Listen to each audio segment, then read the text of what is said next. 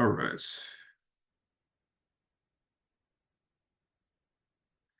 So I want to start with a quick overview of what it is that we're going to be taking a look at and what it is that I hope that you will be taking from our time together this evening here. We will take just a couple minutes to provide an overview of the fellowship and the prompt. This is not meant to be a deep dive into what this specific competition is. We did a session on that earlier in the spring. I can give you access to those materials, and I'm happy to talk with anyone individually who has specific questions about their eligibility or about whether this would be a good fit for them. But we'll have a very brief overview for anyone who might be new to learning about this here. Then we'll focus on some key pieces of advice, having looked at the prompt for how to approach writing the personal statement here. We'll look at a couple of ways that one might structure the statements, some potential outlines there, and then we'll take a look at a portion of an example successful application and kind of break down some of the things that I think it's doing well and let that serve as a model of some of the ways in which you might approach talking about your experiences, accomplishments, and goals and things that are going to be important for putting together a strong application for this. And so based on all of that, what I'm hoping you're going to take away is a sense of what it is that you're actually trying to accomplish with this particular part of the application. What is the work that it's doing in making the case for why you should be chosen to receive this particular fellowship there? And then on the basis of that you'll be ready to begin outlining your statements. If you haven't already done so, I will share a worksheet that you can use to build on what we're going to cover here and help generate some ideas. Or maybe you've already started drafting things here. Hopefully this will give you some things that you can apply to that work as you continue to refine things there. And as a result of this, to be able to recognize some of the things that help make for a compelling, successful statement for this year. So those are the things that I'm hoping that all of you are going to be able to come away from our time together with. So as I said, I'm going to start with a very quick overview of what this opportunity is. And again, happy to talk individually or to share additional resources for those who might want to know more about this year. The National Science Foundation Graduate Research Fellowship Program is an award that provides up to 3 years of support in the form of a stipend and the coverage of tuition and fees for research-based graduate degrees in STEM and select social science fields for Masters of Science and for PhD degrees. These are research-based degrees, need to have a thesis component in it, and it needs to be your first graduate degree program to be eligible. You can apply as a rising senior at the time of the deadline, or essentially in the first year, the fall of the first year, or the fall of the second year of your first graduate program here. And you do need to be a U.S. citizen or permanent resident to be eligible for this particular opportunity here. It's an award that you can take to any accredited institution in the United States that offers a degree in the relevant fields. So if you are someone who is currently applying to or planning to apply this fall to different graduate programs there, this is an award that can be used to support your graduate studies at a variety of different places. Still waiting for the solicitation to be released. I'm expecting it any day now. Typically, it comes out in early July, but the deadlines are usually the 3rd week of October. So expecting that this year's deadlines will be sometime in the middle to later part of October here. And as soon as that information is available from the National Science Foundation, I will share it with everybody who's working with our office, highlight any changes that may be happening with the current application cycle. But this is a program that's been around for many years, and we expect it to largely be similar to how it's been done in the past year. And so feel confident that the advice you're going to be sharing here is going to be applicable to this coming cycle as well. If you're applying to the NSF GRFP, there are a few things to know about what it is that you're going to be submitting.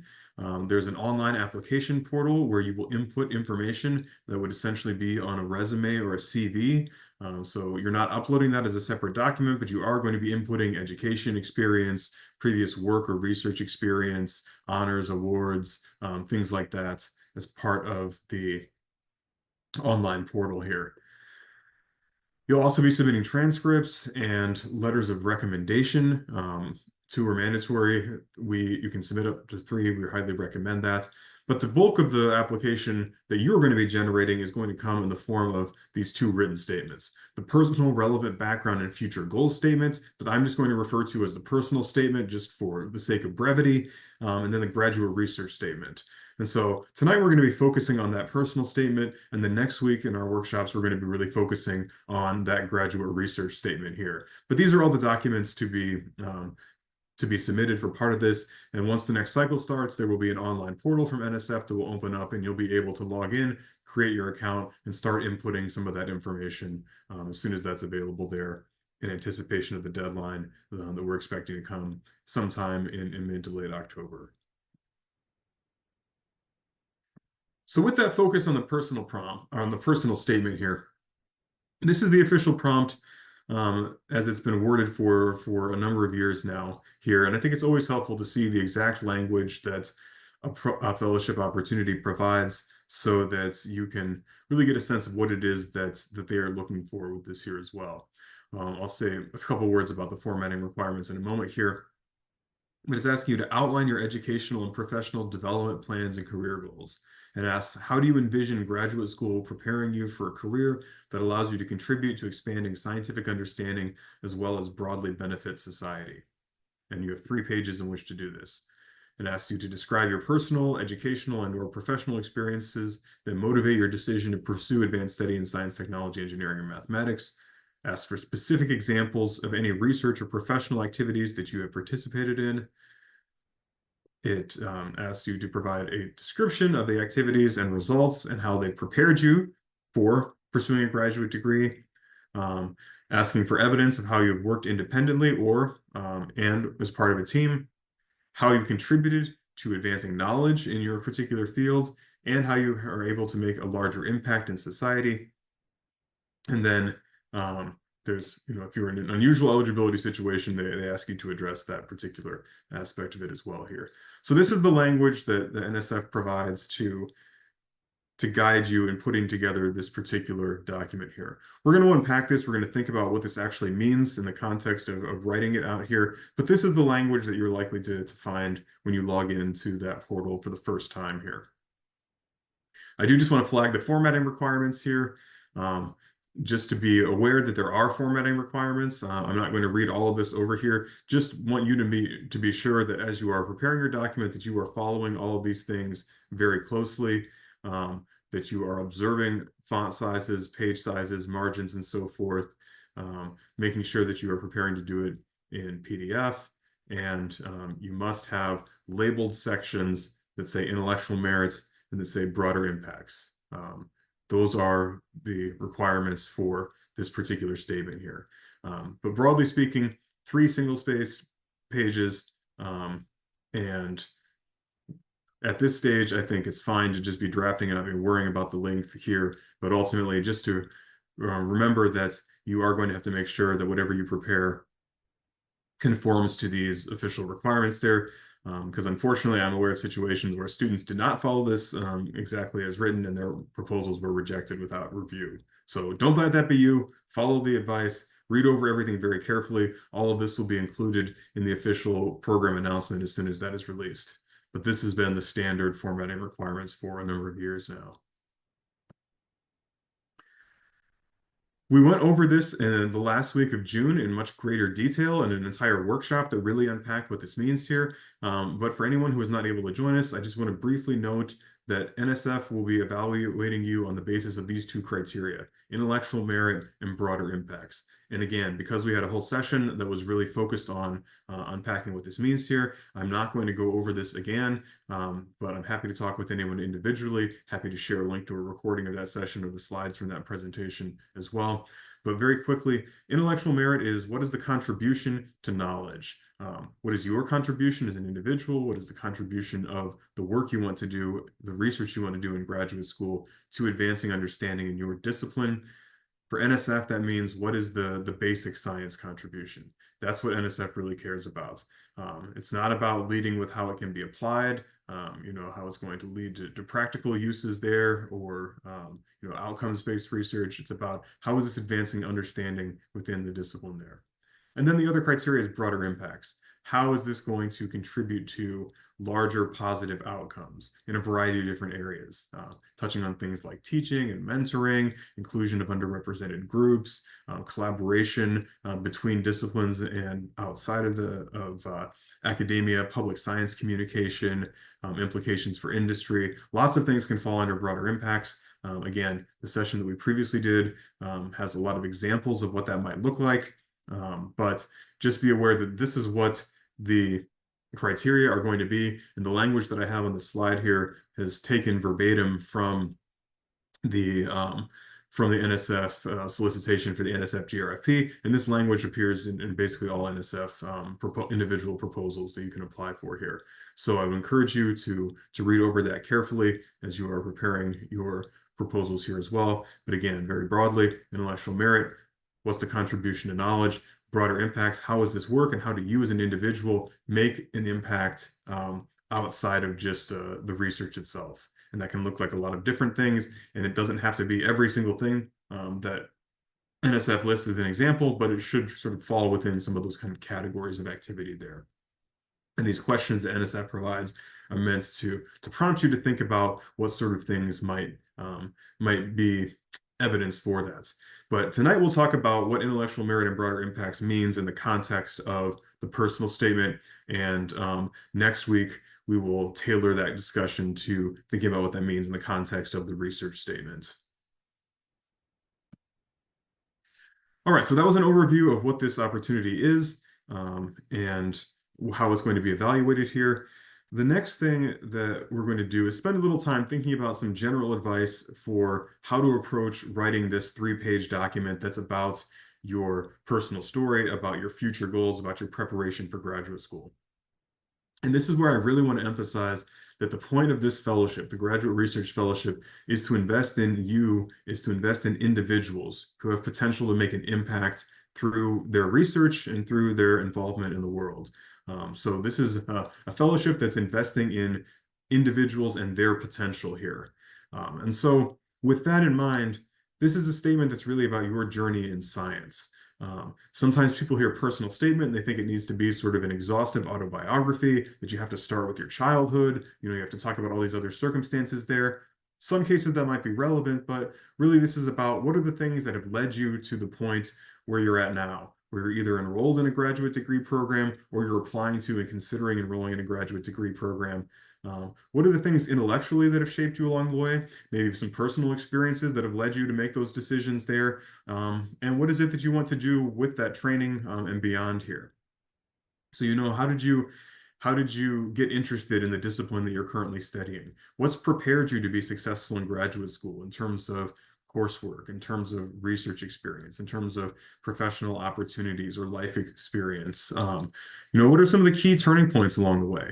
These could be academic, they could be personal, a lot of different things that could potentially impact that, but it should be something that's relevant to your journey in science, to your, again, preparation for pursuing graduate study and for how that's going to be something that is preparing you to do things in the field of research, in the field of science going forward.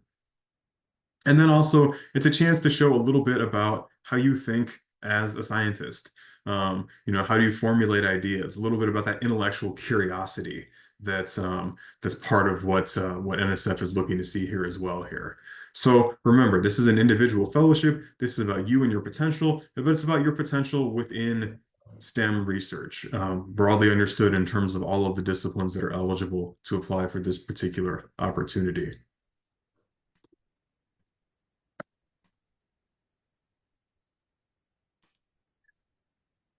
So I want to say a few words about how to go about approaching that. How do you tell that story?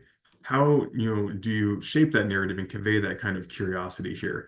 And so one thing that I like to really emphasize with this is that this is really about showing things that you've done, explaining specific actions that you've taken, explaining, things that have resulted from things there. And so I'm saying this in terms of focus on results, not feelings.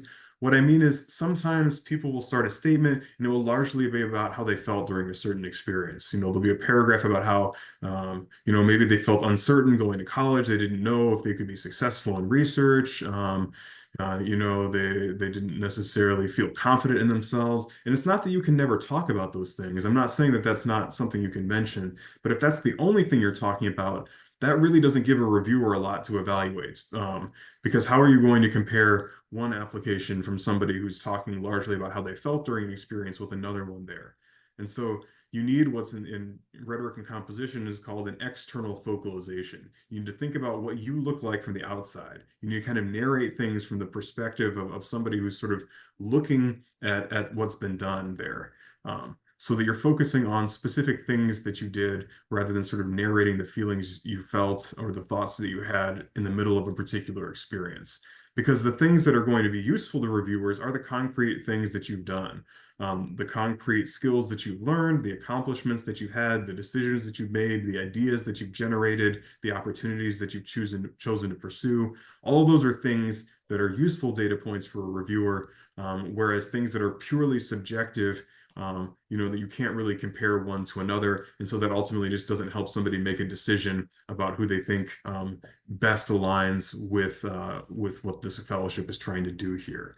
So that's what I mean when I say this. Again, I'm not saying that you should never talk about personal feelings or you can never mention, if you felt out of place or lacked confidence or were uncertain or were trying to find a direction. You can definitely talk about that. But that shouldn't be the overwhelming focus. That shouldn't be the only thing your statement is there. You're going to need those other details that really give substance and really help a reviewer understand what it is that you bring to the table and what your potential is. And so if we're thinking about what this means in terms of the review criteria of intellectual merit and broader impact, for the personal statement, the question here is really, what is your intellectual merit? What is your broader impact? So, what have you done that demonstrate that you have the intellectual ability to be a successful, productive researcher, a strong graduate student, and then going on to a career to apply those skills in whatever direction you want to take them. The same thing with the broader impacts here. We're not talking about what's the broader impact of your research, how is it going to be applied? That's for the research statement. We'll talk about that next week. It's about how do you as an individual make a broader impact? How are you involved in the communities that you're part of? How do you want to be involved in making an impact in the sort of things that NSF cares about in your graduate career and in your larger professional life beyond that here?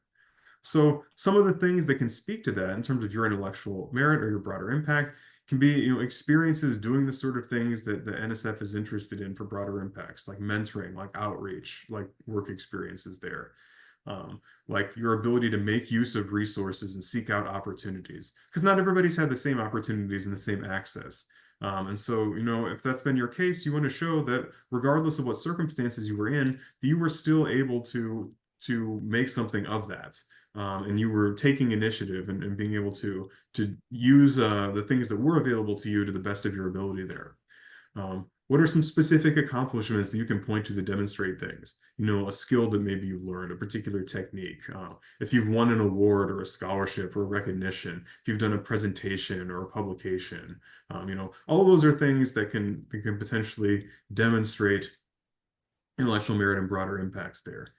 And your ability to formulate and execute research. How have you specifically contributed to work that you've done?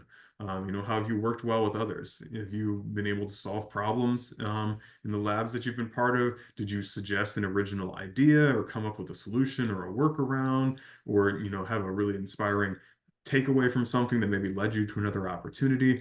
All of those are the sort of things that can speak to your intellectual merit, your capacity as an individual, and your impact, how you're involved in the world, how you are doing the sort of things through your engagement, your studies, and your research and so forth that contribute to the societally desirable outcomes that the National Science Foundation has identified here. And when we look at the research statement next week, we'll focus on how the research demonstrates intellectual merit and how the research provides opportunities for broader impacts. Because while both statements have to address these criteria here, the angle that you take and the things you're going to emphasize are going to be slightly different. And here the focus is very much on you as the individual. to go along with all this, to go along with this external focalization where it's really about what you've done and not necessarily just sort of narrating your subjective experience of it, thinking about your intellectual merit, your broader impact. The goal here is to show this to reviewers, not to tell them. And this is something, again, that I think in those initial drafts of a personal statement sometimes is a little bit of a challenge. Because the prompt says, that they want to know about how you're involved and that you're somebody who wants to make a larger impact there. And so sometimes the tendency is maybe to write those sort of broad statements that says, I'm passionate about teaching and mentoring, or, I believe in the importance of inclusion and diversity. Or I really think that it's important to share the work that scientists are doing with their larger community and things there. And again, I'm not saying you can never have a sentence that says something like that, but if the whole statement is just made up of these broad sort of statements of things that you believe and care about, that's really hard for reviewers to know what to do with that. Because a lot of people care about these sort of things. If you're applying for this opportunity, it's probably because you have some commitment to those sort of things there. So that's not really going to help somebody if they're looking at a stack of proposals that all make similar sort of claims about what they believe and what they value there. So don't stop with that. Back it up with some specific details there.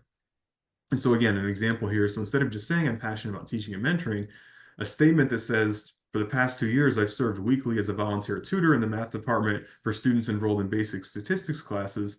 That's some concrete information that conveys the point that you care about teaching and mentoring and have experience in that area there without having to come out right out and just make it as a bald assertion. Now you've provided some evidence.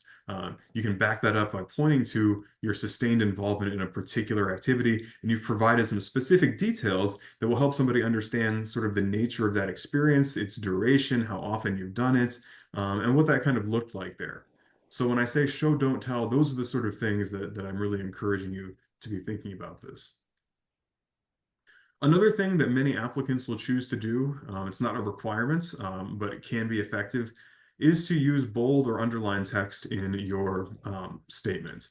Again, not a requirement here, but this can be really helpful if there's something that you really want to make sure a reviewer doesn't miss. Maybe a really important experience you've had, a particular accomplishment you're really proud of. Maybe you won a prestigious award, or maybe you have a really kind of key summary statement that captures sort of a big takeaway that you really want a reviewer to have. So putting a sentence in bold, highlighting the name of an award or a specific opportunity, underlining a few things here and there, that can really help make sure that those things stand out. You don't want to do it too much, otherwise then it kind of gets chaotic and it's hard to know where to focus the eye on the page. And so it's definitely something that you need to kind of strike a balance with. But it can be an effective way of making sure that if there are really important things that you want to make sure that whoever's reading it is not going to miss, that can help draw their attention to some of the key details that you feel like really help make your case for this. The other thing that I want to emphasize, and I'll say a little bit more about this in another slide here in a minute, is that this is a public document. And what I mean by that is that this is something that's going to be read by strangers. And once you write that down and once you send it out there, then this is just something that other people have the opportunity to read, and they can form their own sort of impressions and opinions about that. And I say this because while this is a personal statement here, I don't want anyone to feel pressured to disclose certain things or to talk about particular experiences or to write it in a certain way, just because you feel like, oh, this is what somebody expects me to do or something there. You should feel empowered to share the things that you want to. And also, if you don't want to, no one is entitled to those details, those experiences there. But be aware that once you do choose to write that down, that is now something that is available for people, for reviewers to read, and that is now, up to them to kind of interpret as you wish there. So just be mindful that while it does say this is about you and about your personal experiences there, that you still have control and should feel, empowered to tell your story in the way that you want to, and not feel like you need to disclose or share anything if for whatever reason you would prefer not to. So that's just another thing that I always really want to make clear for anybody who's writing a personal statement for this or for any other kind of opportunity. So those are some things that I recommend doing that I think are key features of successful applications there. There are some things that are sort of counterpoints to that that I would encourage you all to avoid. And some of these are related to that last point I was making here. So you don't want to tell a story with a negative outcome just for without kind of a clear reason for that. Um, this is not to say that you should never talk about hardships or difficulties there. That's totally fine to do that. That can be really important. But again, what is the purpose? Um, you know, is it to show that you were able to overcome certain things there, or is it to provide some context about, because of these circumstances, I was not able to participate in certain activities that maybe some other people were, but I was still able to do these things. That can be important context there, but you don't want to just sort of drop in something that seems really negative without making it clear how this is helping to explain your intellectual merit, your broader impacts, and your larger story there.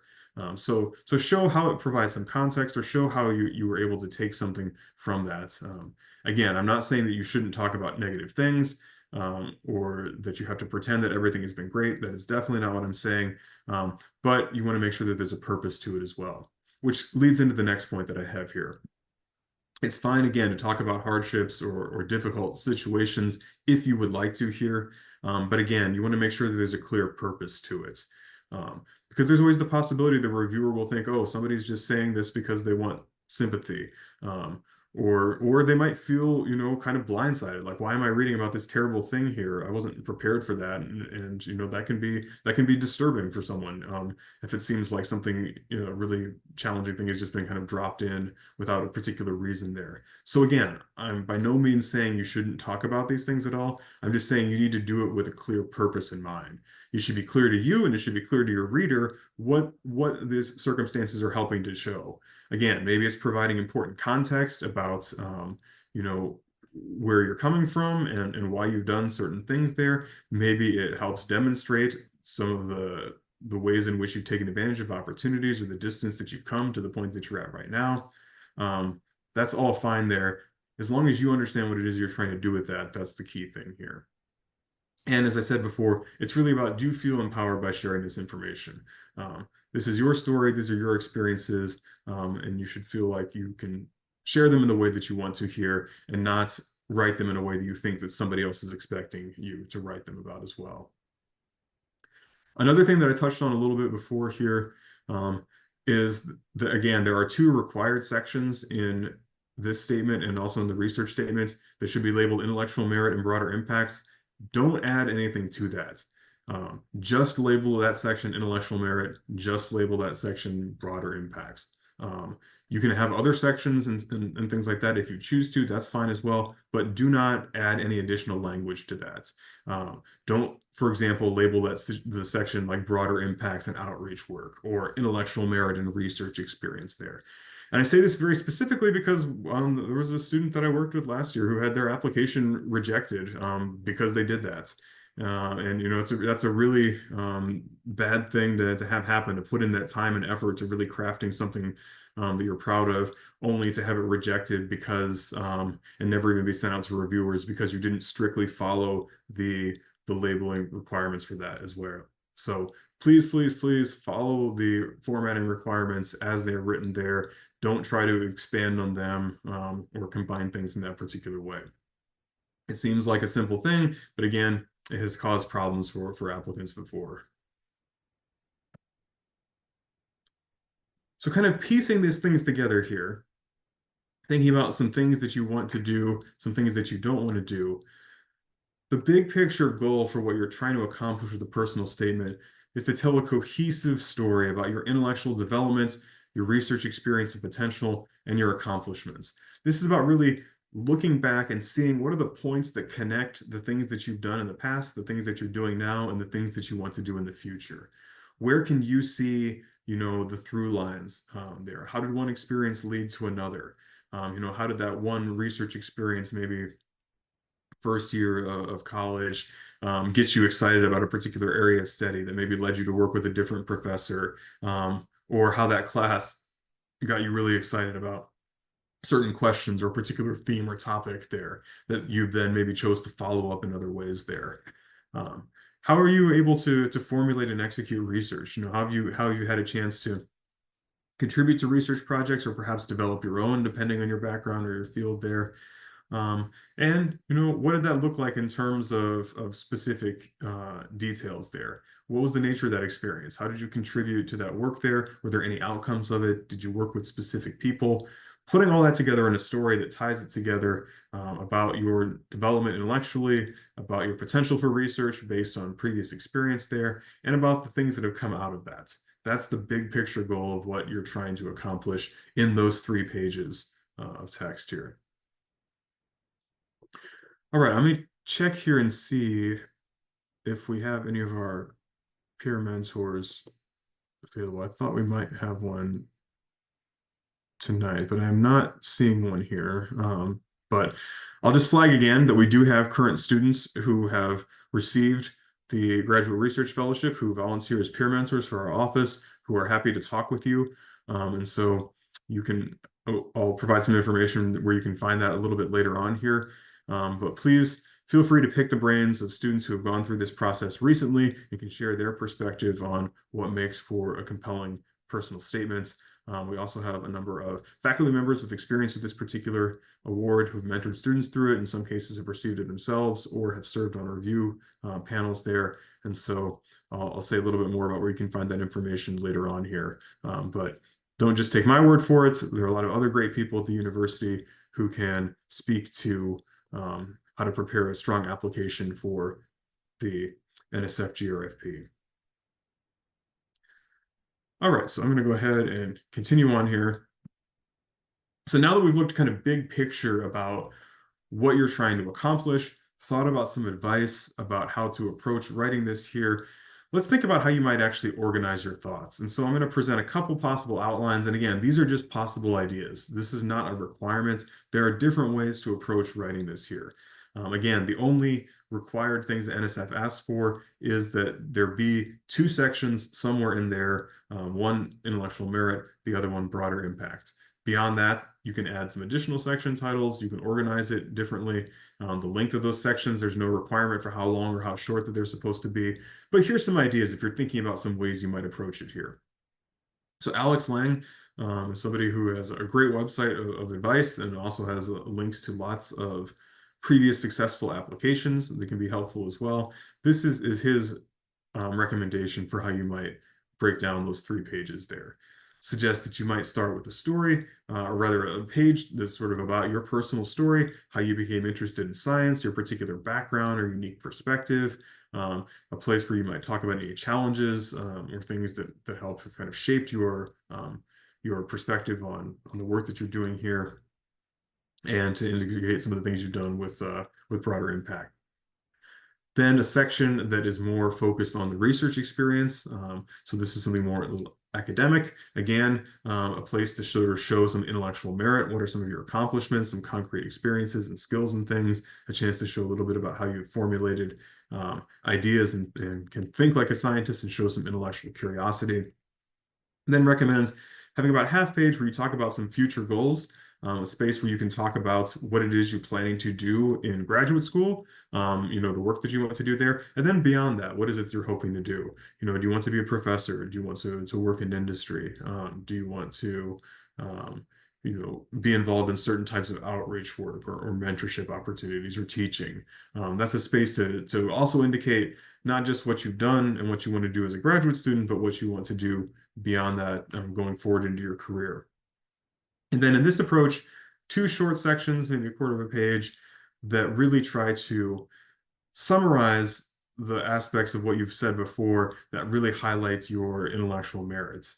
And then the same thing with your broader impacts and making sure that those are labeled explicitly for that. So again, this is just a suggestion for what this might look like.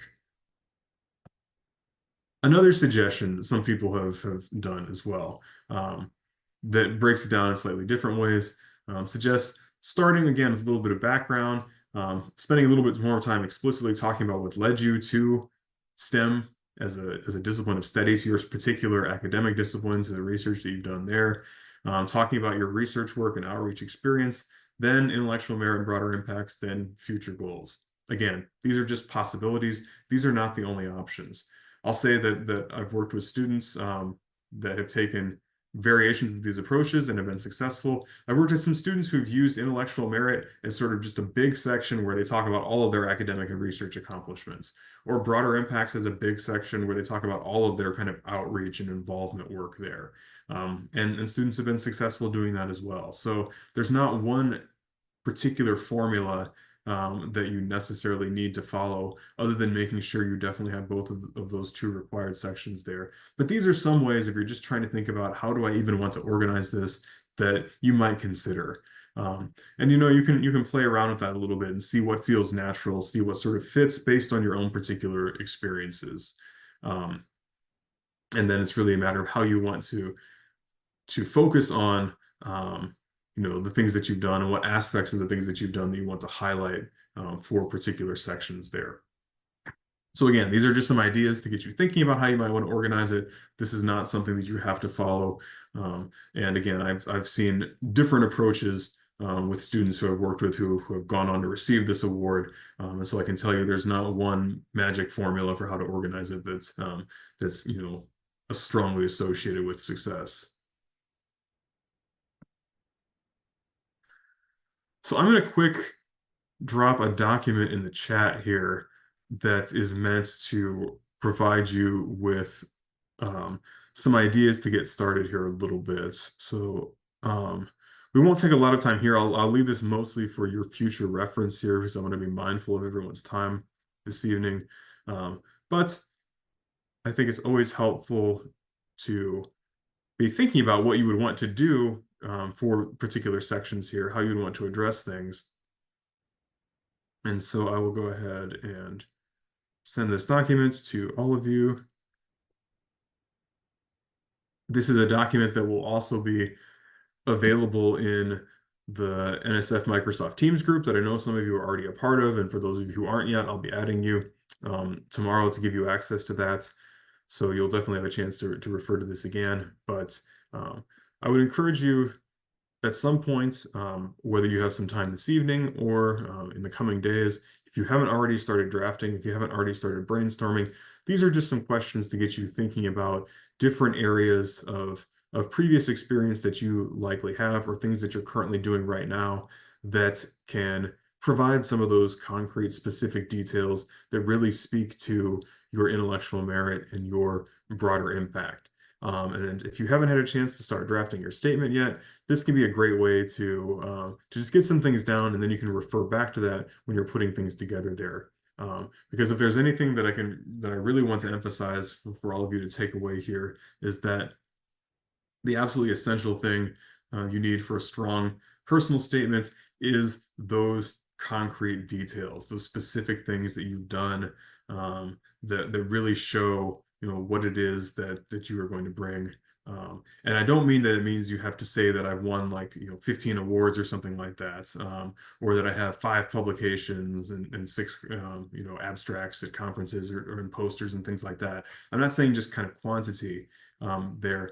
I'm saying that you have those kind of memorable, specific things that lets a reviewer really know what it is that you've done. Those kind of details that says, I worked in this lab for 3 months. This was the project we were working on. This was my specific role in it. As a result of that, we did X and Y. And we presented our results at this conference, or, we're going to be submitting this as a manuscript sometime next year.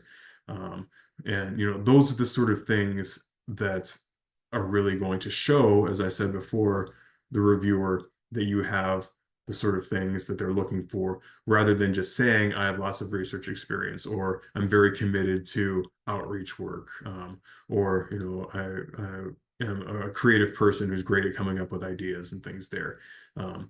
You got to be able to back up those kind of claims, and you really need to do that by reference to concrete things that you've done or that you're actively involved in doing, or that you can credibly say that you are going to be pursuing in the future here. So use this worksheet as a chance to start that process if you haven't already, and maybe refresh your memory if this is something that maybe you started a little bit earlier and haven't had a lot of chance to take a look at.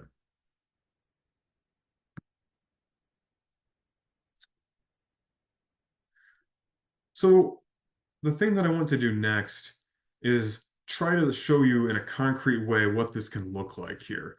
And so what I've done is I've taken a couple paragraphs from a sample graduate research fellowship in clinical psychology. This is one of the examples that you can find on Alex Lang's website here.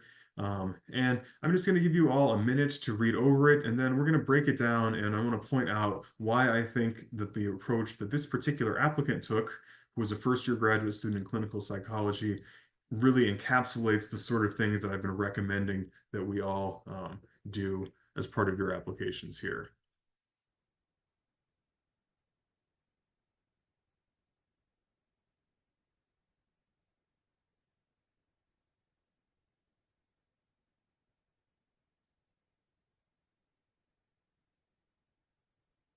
So we'll take a look at this for a minute here, and we'll break this down a little bit. And then I did see that one of our great fellowship peer mentors is able to join us. And so I will, at the end of our time here, give him a chance to share a little bit of perspective on the personal statement as well.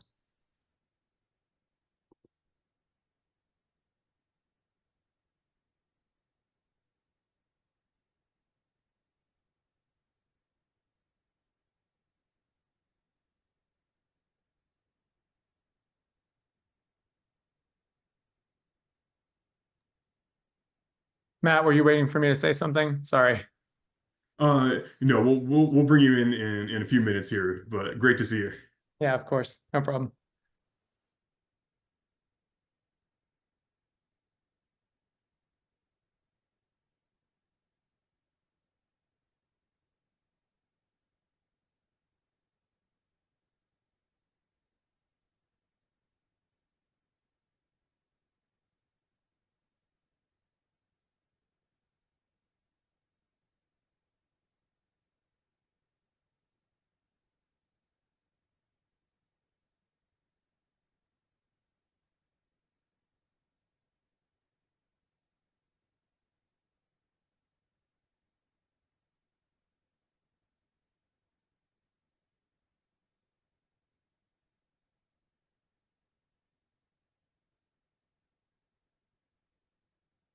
All right, so let's break this down a little bit. And again, it's fine if you didn't finish reading it here, and it's fine if this is not relevant to your particular field here.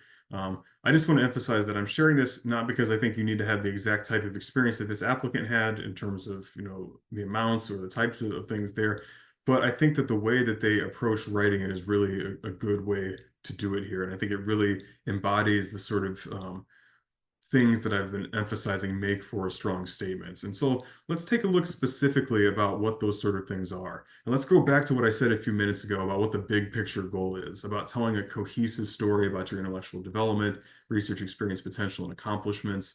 And I suggested that when you're doing that, you want to highlight specific mentors' experiences and achievements. You want to show your ability to formulate and execute research. You want to show how experiences and accomplishments led to new ideas and opportunities as part of that. And so I'm going to highlight the portions of that excerpt, just those two paragraphs from a longer statement that if you're interested in, when you get these slides, you can go and read the full statement. But just in those two paragraphs where we can see evidence of these sort of things being done here. So we'll take a look at that first piece there, where the applicant is talking about their experience, the mentors that they've worked with, specific achievements and things here. And so we get concrete details. The applicant mentions that they were a clinical research coordinator at a particular institution. They mentioned two faculty that they worked with and the kind of work they were doing, working with premature infants in a hospital. Mentioned some specific outcomes related to that work. They were a named author on two published papers and a poster, and shared a little bit about what that research was about. This is not a deep dive, it's not a full abstract of that paper, but it's a sentence that gives the reviewer some sense of the type of research that they focused on. So one was about COVID-19 and developmental care practices. The other one was on a clinical trial about language exposure in the brain. And then also talks about how through working in this lab, they were able to develop some additional projects, and doesn't just say they developed projects, but mentions what came out of that.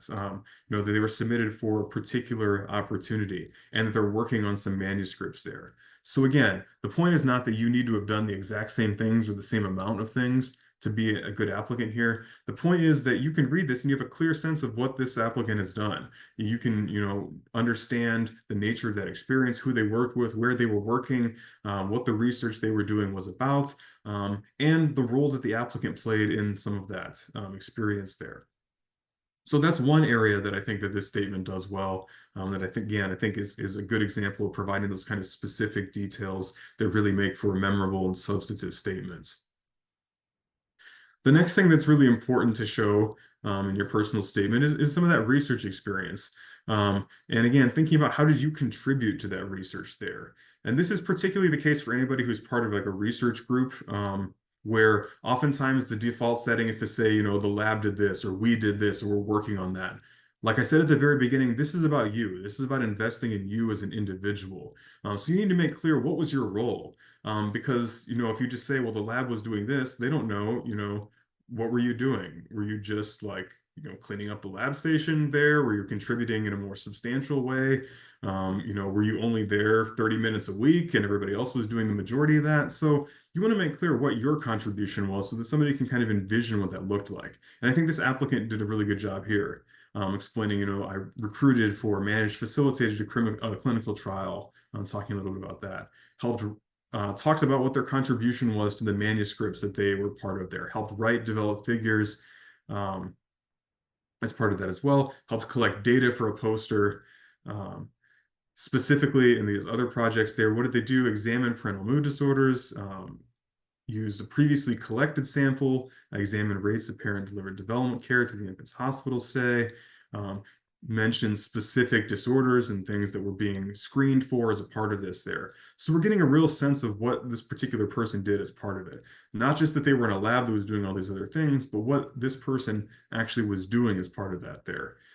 And so that's really helpful for a reviewer. They can say, okay, this is somebody who has helped develop figures and contributed to writing a manuscript. Somebody who has experience administering a particular survey instrument, has worked with subjects with particular psychological conditions and things there.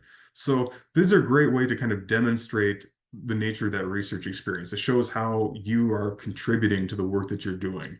You have the ability to come up with ideas and the ability to carry out, tasks and things that maybe are your responsibility as part of the work that you're doing. I always want to emphasize here that I know that research looks very different depending on your discipline here. So, some of these things are going to be more applicable to people in some fields than in others. If you're in a social science field, maybe you're coming up entirely with your own projects. And so, it's always been about what are your ideas there. In other contexts, you may be largely doing work that the faculty member is telling you to do there. So, the expectations are going to vary depending on your field. What that looks like is going to vary. But again, regardless of whatever that is, these kind of specific details that really make clear what an applicant is doing are the sort of things that are really useful for reviewers, that provide that sort of substance that show rather than just telling that somebody has experience and capability to be successful in research. And then the last thing, again, I talked before about how it's important to sort of show your intellectual curiosity and show your ability to think like a scientist. This isn't just a list of things that this person has done there. We also get a sense of how they learned from it, some of the things they took away and some ideas here. And one of the things I really like about this example, which is why I like to use this one here, is that one of the things this applicant notes is a research experience that didn't really have any major results. But they still show how that was still something that was influential in their journey in science. Talks about how that second independent project says that results ultimately indicated non-significant correlations between some of these things there. But the applicant says, however, these non-significant results allowed me to think more deeply about various factors that might be influencing variability of developmental care rates. Even though these things were similar to some of these other things controlled for, I was able to better understand these key factors that impact rates of developmental care. Hence, my understanding of the importance of screeners and surveys allowed me to work with a previously collected data set while developing skills in statistical analysis. I think that's a really great way of showing how, you don't have to do research that, is always immediately path breaking and gets the exact results that you're hoping for and has that sort of big significance that is really exciting to be able to have there. you don't need to pretend that that was always the outcome. You can say, hey, it didn't work out, or we didn't find the expected result, or there wasn't kind of a clear takeaway, but I still learned something. I still gained experience and skills. It helped me better understand these other things that I was then able to take to this next experience and some things there. So again, don't feel like everything has to be this sort of strength to strength. Everything you've done has been a huge success approach. Otherwise, you're not competitive for this application. No, there's a really good way that you can talk about things that may not have worked out because those are ultimately learning experiences. And that's a huge part of science. Trying things, not getting results you expect, pivoting, learning new things, getting surprising insights there. And that's a chance for you to show that you understand that about what research is like by being able to take away important results from research that maybe didn't go exactly as expected. So that's another thing that I think that this excerpt from this statement does a good job of. So you can kind of see again the whole thing here where we see evidence of all of that. So those concrete details, describing particular role in research, describing some of those takeaways. Those are the ways that I would encourage you to think about the things that you've done there, and encourage you to find ways to describe your experience that kind of brings all those pieces together.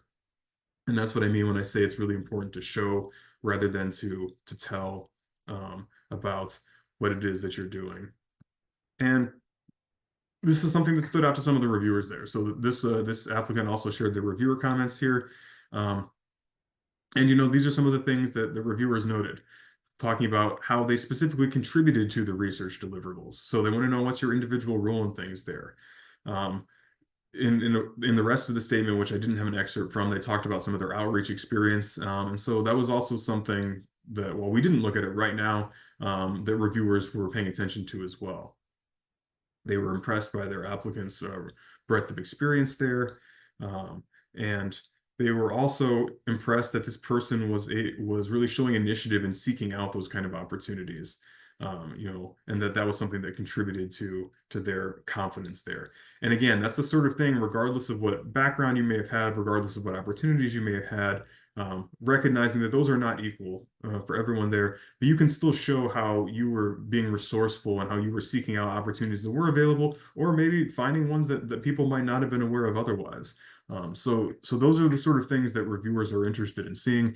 And again, that's just one example from one particular field about what this sort of thing can look like. But I'm going to pause here and turn it over to Jacob Watson, who is a current graduate research fellow. I'll let Jacob introduce himself a little bit and ask him to share his thoughts on the personal statement here. And then you're welcome to ask him questions as well about anything that maybe we've covered so far here.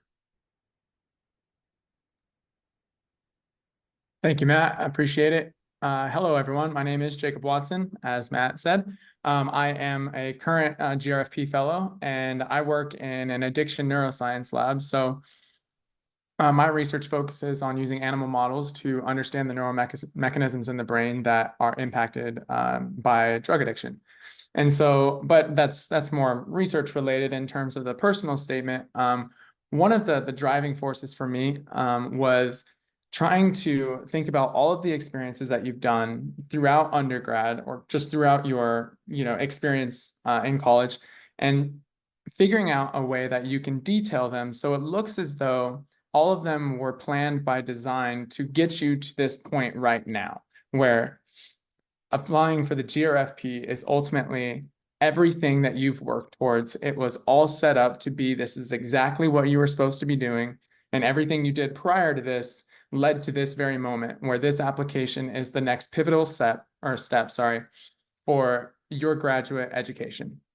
And so, and let's be honest, it really never plans out that way. No matter how much we try to plan, there's always curveballs, and we run with the punches. And so, but that does not mean that it cannot be catered to, or your experiences cannot be catered to demonstrate that plan, and how this point now where you're applying for the GRFP is the culmination of all of those efforts. And so, in contribution to what Matt has already said about making sure to, identify the main people that you're working with, use their names, give shout outs to them and let them vouch for you, because ultimately they're also going to be your letter writers. Those are the people that, if you're putting their name in there, you want them to be the people that are going to be writing on your behalf. And then being very specific about what your contribution was to every, research project was, or every extracurricular activity. Pretty much anything that you've done to try and demonstrate that you're more than just a student who takes classes, they're important, and they're going to show that that you're trying to, build yourself up, build up this career, build up this, larger than coursework, undergraduate and now graduate experience. Because it's not like you stop doing that then and you're no longer going to do that now. The idea is that all of those experiences are culminating into what you're going to do in your graduate program. And here's the opportunity for you to tell the NSF what those things are and how you're going to be a contribution to the larger body of science in whatever field you're in. And so, if you've done tutoring, any extracurricular activities where you've worked, for clubs, or, you held a role in student body, or if you just mainly focused on research because you felt like that was the most important thing, it really doesn't matter. It's just identifying what those things are, creating a timeline essentially of how those things played out, and then trying to connect every single one of them. So every single step led you to the next. And then every single one of those steps led you to this point now. And so I know that sounds like a lot, because when I was doing it, it was a lot and it's stressful. But getting it down all on paper, regardless of how like clean and clear it looks, that doesn't really matter, because once you get it all on paper, you can work with Matt and some of us peer fellowship mentors, and we can show you, based on what you have, how to put those things together so you have this coherent story to really sell like your ability to be this wonderful researcher and this wonderful scientist that is going to contribute to the larger body of science. And so that's kind of my spiel.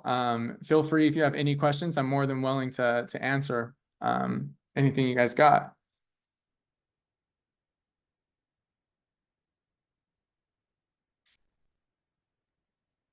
Yeah, please feel free to either unmute yourself or to write something in the chat here if you've got questions for Jacob. And I can put my email in here as well. So you guys can feel free to reach out to me directly. Sometimes, like the questions don't come to you right now, or you're just still trying to put these things together. I totally get it. It took me a while to get everything down on paper. But I think one good thing that could also be really helpful is if you have a CV that you've already been working towards and building that up. I mean, if you apply to graduate school or you plan to apply to graduate school, you're going to need one. And so those things are a great, easy way to detail all of the things that you've done successively that have led to this point. And now you just got to start telling your story. How did you get into it? And what was the first step and what led you to the next one? Because, as you're living your life, they all seem to connect somehow. And our job here as, Matt's job and as peer fellowship mentors is really trying to help you make that coherent and make that story sound really good to a reviewer. And I'll just add as well, that what we're telling you right now is where you want your application to be by the time you submit in October. So, don't feel like, oh no, things aren't there yet. I'm not sure. I don't know how to make those connections. It all feels kind of chaotic. I shouldn't apply. I'm not a good fit for this. That's not what we're saying here. This is the destination that you're moving towards. But we're definitely here to help you and talk through those situations. And something that just to echo a point that Jacob was making there, that I say a lot to students here, who are worried about how to do this, is that you were writing this with the benefit of hindsight. So you're not, you're not making the claim that you knew when you took that first statistics class as a high school student that this is going to lead you to this point there. That's not the expectation that you have to have there. Rather, it's you, as you're at wherever you're at right now as a current graduate student or somebody who's considering applying to a graduate student there, looking back and recognizing how you got here. Why are you interested in applying for this program, or why are you in the program you're into, and what are you hoping to get out of it there? That's the story that you're ultimately trying to figure out how to tell here. So it's not that you have always had that sort of sense of singular focus and conviction, because that's not the way that life works. But it's part of your ability to show that you can see those points of connection that they're looking to see as part of this. Thank you, Matt, for clarifying. Yeah, sorry, not trying to make you feel like as if it wasn't, exactly what you were planning on that you shouldn't apply. Not at all. Like it definitely wasn't that way for me. I wasn't even sure when I started undergrad what my major was going to be. And so it was definitely an incremental process and one that, one thing led me to another, which ultimately, helped me feel like, okay, I can focus on just this one major. And then in that one major, I can focus even further. And so thank you, Matt. Any questions for Jacob, or really questions about anything that we've talked about up to this point here? I've just a short wrap up about some additional resources that are available, but otherwise, if there are questions about anything we've covered so far this evening, I'm happy to take them now.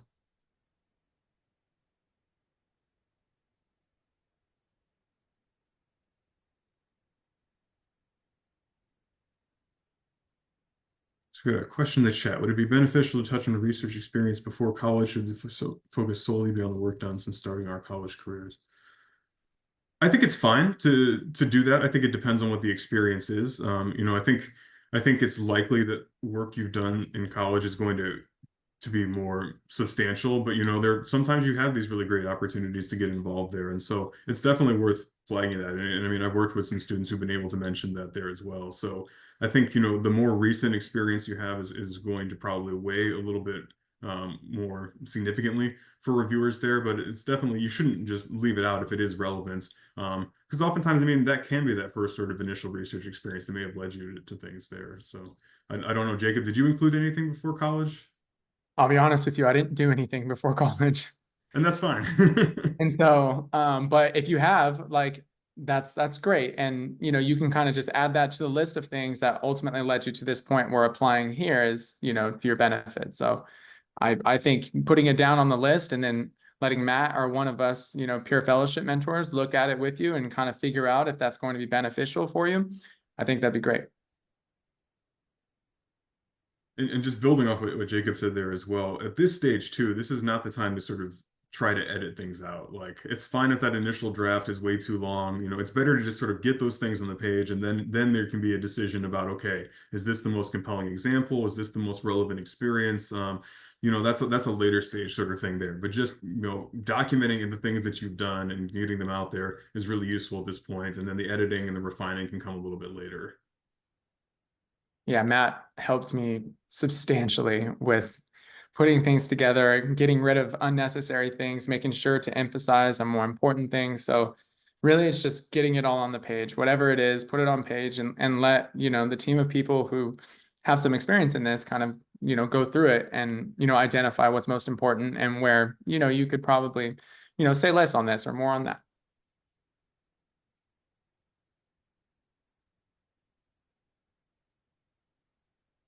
All right, I know we're a little over time, so I'm going to briefly share some next steps there, and then I'm happy to stick around if there are additional questions. I'll see another question. Yes, there are recordings of the earlier sessions there. I will add everybody who has not already been given access to our Teams group tomorrow, and you'll be able to find a link to the previous workshops there, to the recordings there, and then any materials for that. So we can definitely provide that.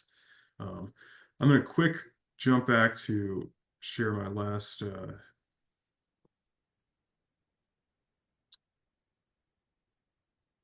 slide here just to flag a few things that are going on.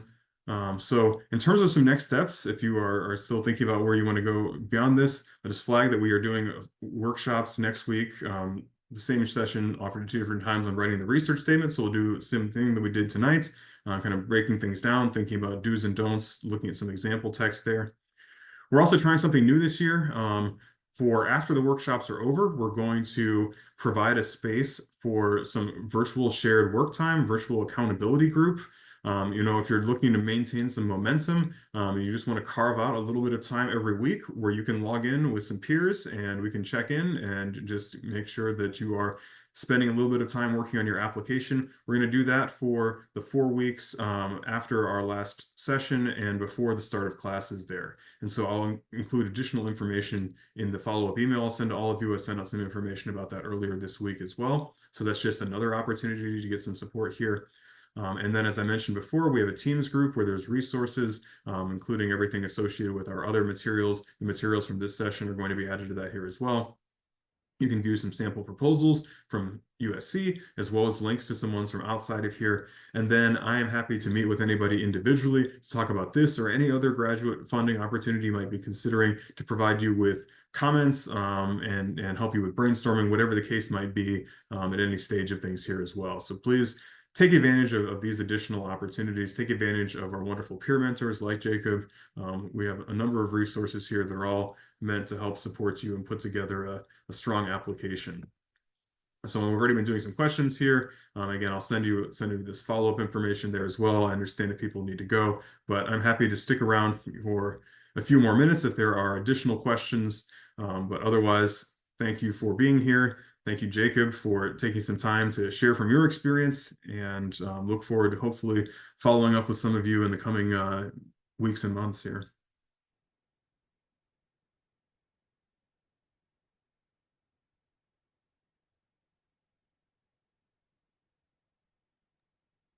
I just had a quick question that I think I know the answer to, but I just wanted to clarify. When we're writing the personal statement, that part is like content wise completely separate from our like proposal, right? Yeah, so like the research that you're going to propose, you may like have a sentence or two where you sort of say, as a graduate student, I plan to work on this, or I'm going to pursue my PhD in order to research sort of these topics there. But you're not like going into detail describing what that project is going to look like. Right, that's what the research statement is really about. Okay, thank you. Just wanted to make sure. No, definitely, it's a good question.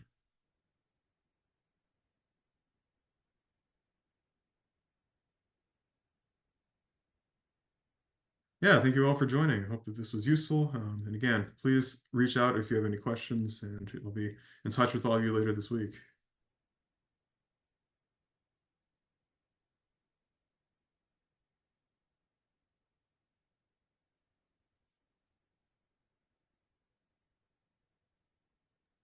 Hey, Matt. Hey. One quick